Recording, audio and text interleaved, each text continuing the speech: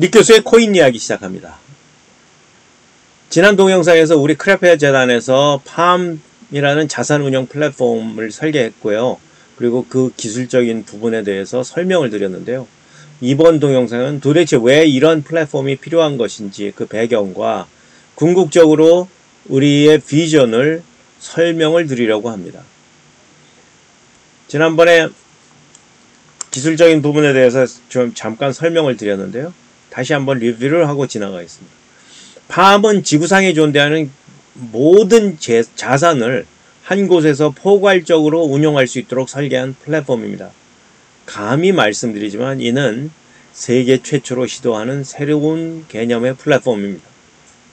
또 팜은 스마트 계약 공장이라는 뜻의 스코프 팩트를 장착하고 있습니다. 스코프 팩트라는 게 여기 들어가는 스코프 팩트입니다. 이는 기술적으로 프로그래밍 기술이 다소 부족하거나 없는 분이라도 클릭 몇 번으로 스마트 계약을 만들 수가 있도록 해주는 기술입니다. 그런데 스마트 계약을 그냥 만드는 것도 어려우니까 공방 또는 메이커스페이스라는 것도 만들어서 여러가지 연장을 제공합니다. 예컨대 어떤 자산을 토큰화한다든지 마켓 메이킹을 해서 토큰이 거래되도록 한다든지, 이게 토크니제이션이고요. 마켓 메이킹이고요. 그 다음에 바스킷을 만든다든지, 여러 개를 엮어갖고 만드는 걸 바스킷이라고 합니다. 바스킷을 만든다든지, 아니면은 그 스마트 컨트랙트를 제너레이션 해주는 걸, 그런 것들을 연장 박스로 만들어서 그걸 제공을 하는 것이 공방입니다. 특히 공방 중에는 레거시 금융청에서 크게 각광을 받았던 여러 가지 전략과 상품을 사용할 수 있는 공방이 제공됩니다. 즉 예컨대 ETF와 DI 같은 상품은 굉장히 많이 각광을 받았어요. 그런 상품을 유사하게 만들 수 있도록 만든 공방이 있는데요. DTF 혹은 DIF 같은 이름의 공방입니다. 여기 공방이 여기 주어지는 거죠. 그래서 레거시 금융의 ETF와 유사한 금융상품을 클릭 몇 번으로 만들어서 사용하거나 금융상품으로 출시할 수 있게 해주는 거죠. 자, 이렇게 해서 기술적인 부분을 짧게 다시 설명드렸습니다. 기억하시면 좋을 것은 우리와 같은 플랫폼은 기술적으로, 개념적으로, 세계적으로 가장 선진화된 플랫폼일 것입니다. 스마트 계약을 모르는 사람이 스마트 계약을 할 수 있도록 하고, 금융을 모르는 사람이 금융상품을 클릭 몇 번으로 설계할 수 있도록 했다는 점에서 그렇습니다. 마지막으로 가장 중요하게는 지구상에 존재하는 모든 자산을 한 곳에서 포괄적으로 운용할 수 있도록 세계 최초로 설계했다는 점을 기억해 주시기 바랍니다. 물론 이제 설계도 끝났고 설계가 끝났지만 아직은 개발 단계에 있기 때문에 이론으로 존재하기는 합니다. 하지만 우리가 설계한 팜은 세계의 모든 자산을 운용할 수 있는 웹 3.0의 미래를 열어가는 인프라가 될 플랫폼입니다.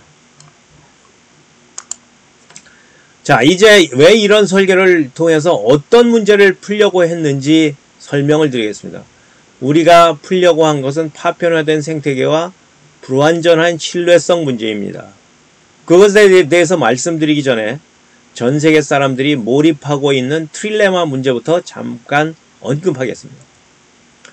많은 분들이 블록체인의 가장 심각한 문제가 뭘까 하고 물으면은 트릴레마 가설이라고 생각할 것입니다. 트릴레마 가설이라는 것은 무슨 뜻이냐면은 이더리움 재단의 뷰테린이 상정한 가설로 블록체인 네트워크에 있어서 확장성, 안정성, 탈중앙화는 동시에 만족할 수는 없다는 이론입니다. 전 세계의 많은 분들이 트릴레마를 풀 수 있다고 이런저런 해결책을 내놓고 있는 중이고 조만간 완벽하다고 할 수는 없어도 어느 정도 만족할 만한 해결책이 나올 것으로 보여집니다. 특히 이더리움 같은 경우는 ETH 2.0으로 네트워크 머지가 9월 중에 일어나게 되는데 그게 계획대로 잘 이행될 경우는 어느 정도 만족할 만한 솔루션이 나올 것입니다. 그런데 트릴레마만큼 혹은 그 이상 심각한 문제는 사실상 블록체인 네트워크끼리 서로 호환되지 않아서 생기는 생태계의 파편화라고 우리 크레페 재단은 보고 있습니다. 파편화는 이미 지난 동영상에서 설명드리기는 했습니다만 중요한 문제이므로 다시 한번 설명합니다. 블록체인 네트워크가 기술적으로 일단 호환이 되지 않습니다. 거의 대부분이 호환되지 않기 때문에 서로 어떤 코인이 다른 어떤 한 네트워크에서 만들어진 코인이 다른 네트워크에서 사용되기가 굉장히 어렵습니다. 그런데 혹시 호환될 수 있다고 하더라도 그거 호환돼서 사용되는 게 차단되어 운영되는 경우가 많습니다. 예컨대 솔라나 네트워크에 사용되는 코인들이 이더리움 네트워크에서는 전혀 사용될 수가 없어서 상대적으로 왜소한 가두리 생태계만이 존재하고 있습니다. 여러분들 솔라나가 이렇게 있는데 솔라나 생태계에서 만들어진 자산이 아니면 거기서 운영되는 자산이 다른 데 가서 사용되고 있으면 좋겠는데 그런 일이 불가능하다는 이야기입니다. 그래서 또 다른 경우는 그 유사한 경우는 불편한 거 또 유사한 경우는 폴리곤 네트워크입니다. 폴리곤 네트워크 여기 보면은 폴리곤 네트워크 이론적으로는 이더리움의 레이어 2입니다. 그래서 이더리움과는 호환성이 있습니다. 그런데 호환성은 있으나 분리되어 사용되고 있습니다. 그래서 폴리곤에 있는 자산이 이더리움 네트워크 자산으로 사용되기가 쉽지 않습니다. 그래서 그런 파편화뿐만이 아니고 사실은 블록체인 네트워크 안에서 동종의 네트워크뿐만이 아니고 이종의 네트워크에서 그게 파편화되고 있는데 실제로 블록체인 네트워크는 실제 세상에 있는 자산과 유리되어서 완전히 분리되어서 세상에 있는 자산이 유통되거나 만들어질 수가 없다는 점에서 굉장히 치명적인 파편화 문제를 갖고 있다. 우리는 그렇게 생각합니다. 이런 파편화는 사실은 굉장히 파생되는 문제가 굉장히 치명적인 문제가 있습니다. 많이 있습니다. 물론 처음에는 자산 관리에 어려움이 있는 거죠. 한 개의 블록체인에 있는 토큰만을 투자하지 않는 이상 여러 개의 체인에 존재하는 코인을 분산 투자해서 갖고 있기가 굉장히 어렵습니다. 비싸고요. 게다가 생태계가 작아지면은 조작이나 해킹의 가능성도 상대적으로 높아집니다. 여러분 이거 제가 화면에 보이는 것은 비트코인 골드라는 신문 기사인데요. 비트코인 골드라고 부르는 토큰은 BTG 해킹을 2018년, 2020년 두 번에 걸쳐서 공격을 당합니다. 사실 BTG는 비트코인과 거의 똑같은 프로그램을 사용하는데요. 비트코인은 해킹을 당하지 않았는데 BTG는 해킹을 당합니다. 그 이유는 간단합니다. 그냥 생태계가 공격하기에 딱 좋을 만큼 작기 때문입니다. 이해는 뒤에 설명할 무신뢰성 문제와도 연결됩니다. 어쨌거나 이런 이유로 인해 우리 크레페 재단은 생태계 파편화는 트릴레마 문제와 비교했을 때 결코 무시할 수 없는 치명적인 문제로 보고 있습니다. 우리는 팜을 통해서 파편화되지 않은 모두가 다 연결된 그런 거대 생태계 구축을 목표로 합니다. 지금 보시는 것처럼 블록체인에 있는 자산뿐만이 아니고 이 지구상에 존재하는 거의 모든 자산을 통합된 거대 생태계 안에서 토큰화해서 유통화하는 것을 비전으로 삼고 있습니다. 이 생태계는 기초자산이 없는 데이터까지도 토큰화하고 연결할 수 있을 뿐만이 아니고 레거시 금융에서 사용되는 다수의 운용 전략까지도 사용할 수 있도록 합니다. 그래서 이 생태계 안에서 누구나 모든 자산을 토큰화하여 발행하고 금융상품으로 창작하고 출시하는 것이 가능합니다. 그래서 프로슈머들의 창작 플랫폼이 바로 팜 플랫폼입니다. 또 하나 트릴레마와 파편화만큼 심각한 문제는 블록체인의 큰 장점으로 설명되고 있는 무신뢰성입니다. 무신뢰성이라 하는 말은 블록체인의 매우 중요한 요소로 생각되는 부분인데요. 과거에는 무슨 뜻이냐면 과거에는 인터넷 거래에서 은행 등 제3의 기관이나 인터넷 상거래를 가능하게 해주는 서비스 사이트인 미국의 이베이, 아마존, 한국의 중고나라 등이 중간에 개입을 해서 신뢰를 제공해야 거래가 가능했습니다. 그런데 블록체인은 불특정 다수가 상대방에 대한 신뢰 없이 거래를 할 수 있게 해줍니다. 어떻게 가능하냐? 왜냐하면은 제3의 기관이 제공하던 신뢰를 블록체인이 대신해서 제공해 주는 것이죠.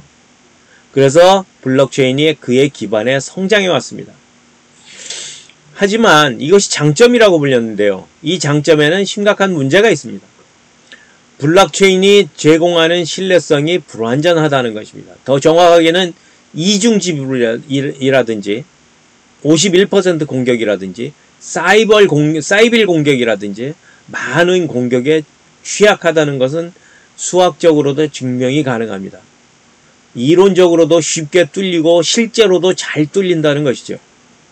다만 비트코인 같은 네트워크는 공격하기에 생태계가 너무 커서 엄청난 액수의 본전이 필요하기 때문에 쉽게 뚫리지는 않습니다.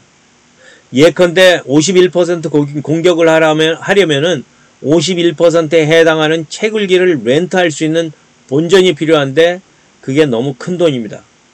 또 한 가지 흥미로운 사실은 광주과학의대 이용로 교수님 랩에서는 51%가 아니고 20%만 되더라도 수익이 나는 해킹 공격에 성공할 수 있다는 논문이 발표되기도 했는데요. 어쨌거나 BTC는 너무 큰 생태계라서 해킹 공격에 필요한 자금이 너무 많이 드니까 해킹이 거의 불가능합니다. 다행하게도 말이죠. 하지만 앞에서 언급한 BTC라는 코인이 왜 쉽게 해킹 공격의 대상이 되는지 연결해서 생각하시면 이해가 될 것입니다. 생태계가 작으면 공격의 대상이 됩니다. 이 말은 언제든 맘만 먹으면 공격이 가능한 생태계가 많이 존재한다는 것입니다. 이런 무신뢰성이 사실은 완전하지 않다는 문제를 해결하기 위해 블록체인 설계자들은 초기부터 많은 방안을 고안해 왔습니다. 그중 가장 광범하게 쓰이는 것이 보상과 페널티 룰입니다.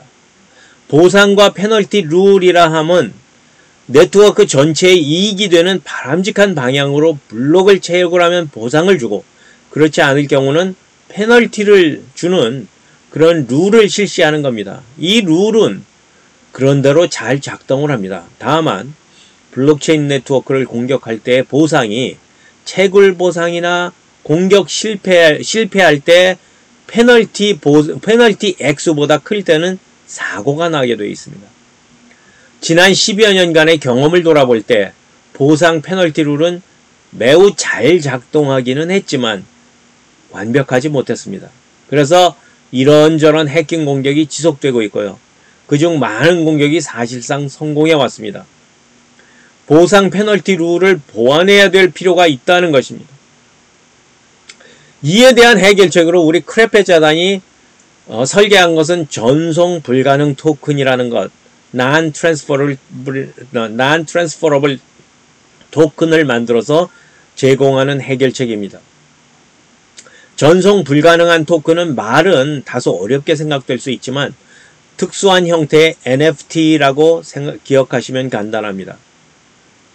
이 전송 불가능한 토큰은 지난 5월 한 법률가와 뷰테린이 공조한 논문에서 소울바운드 토큰이라는 이름으로 필요성을 제안하면서 사람들이 주목하기 시작했는데요. 뷰테린이 제안한 소울바운드 토큰의 기능은 다른 곳에서 설명드릴 기회가 있을 것이니 자세한 내용은 생략합니다. 다만 이 토큰에 대해서 기억하실 것은 다른 사람들에게 전송하거나 양도가 불가능 형태의 NFT 토큰이라는 것입니다. 우리 플랫폼에서는 이 토큰을 블록체인의 무신뢰성을 보완하는 장치로 사용할 수 있게 합니다. 무신뢰성을 개인의 평판을 추적함으로써 보완할 수 있게 하는 것입니다.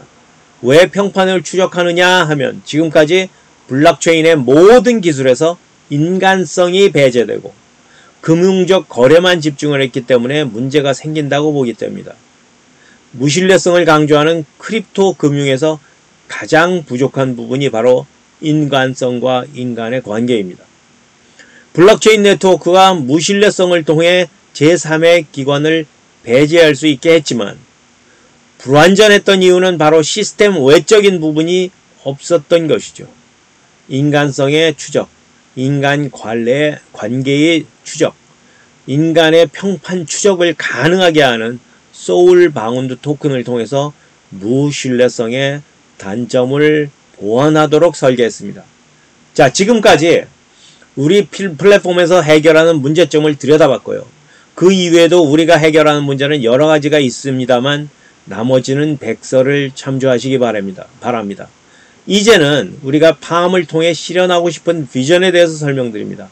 웹 3.0 시대에는 우리가 웹에서 읽고 쓰는 행위는 부를 창출하는 행위입니다. 우리가 생산하는 데이터가 창출하는 부는 더 이상 구글, 인스타그램, 링크드인, 페이스북 등 대기업에게 귀속되어서는 안 됩니다. 왜냐하면요, 그 부를 창출하는 행위를 하는 사람들은 바로 우리고, 바로 우리가 그 부의 소유주이기 때문입니다. 팜은 불특정 다수의 거래가 스마트 계약을 통해 이루어지도록 설계했습니다. 그런 계약에 의해 이루어지는 경제가 프로토콜 경제입니다. 웹 3.0 시대의 기본이 되는 것이 바로 프로토콜 경제입니다. 팜은 사이버 공간에서 만들어진 공방을 제공합니다. 그 공방에는 금융상품을 누구든지 설계할 수 있도록 필요한 연장들이 준비되고요. 누구든지 프로슈머가 되어 자신만의 금융 전략을 창조하고 출판하고 판매할 수 있게 합니다. 그 이면에는 프로토콜 경제가 돌아가도록 되어 있습니다. 즉, 어떤 프로슈머가 판매한 것을 다른 누군가가 사용하고 구매하는 순간 판매와 구매가 자동적으로 이루어지는 프로토콜 경제가 실행됩니다. 그래서 팜은 프로토콜 경제가 실행되는 웹 3.0을 위한 하나의 기본 인프라로 작동하도록 되어 있습니다. 세계 경제 포럼의 주장인 클라우스 슈왑 박사는 주주의 이익만을 최대화하고자 하는 주주 자본주의가 개혁되어야 한다고 주장합니다. 현행 자본주의는 이해 당사자 자본주의, 스테이크홀더 캐피탈리즘으로 개혁되어야 된다고 주장하는 것입니다. 우리는 팜이 웹 3.0의 인프라로서 이해 관계자 자본주의 혹은 스테이크홀더 자본주의 시대를 열어가는 근간이 되고 구성원 간 공평한 부의 분배가 이루어지는 거대 프로토콜 생태계를 구현해서 새로운 경제 민주주의를 구현하는 시작점이 되기를 희망합니다. 다시 한번 말씀드리겠습니다. 우리 크레페 재단은 팜이 무수히 많은 디파이 중에서 또 다른 하나의 디파이가 아니라 웹 3.0의 기본 인프라로서 이해 관계자 자본주의, 스테이크홀더 캐피탈리즘을 열어가는 거대 프로토콜 경제 생태계의 플랫폼이 되기를 희망합니다. 오늘은 여기까지 하겠습니다. 감사합니다.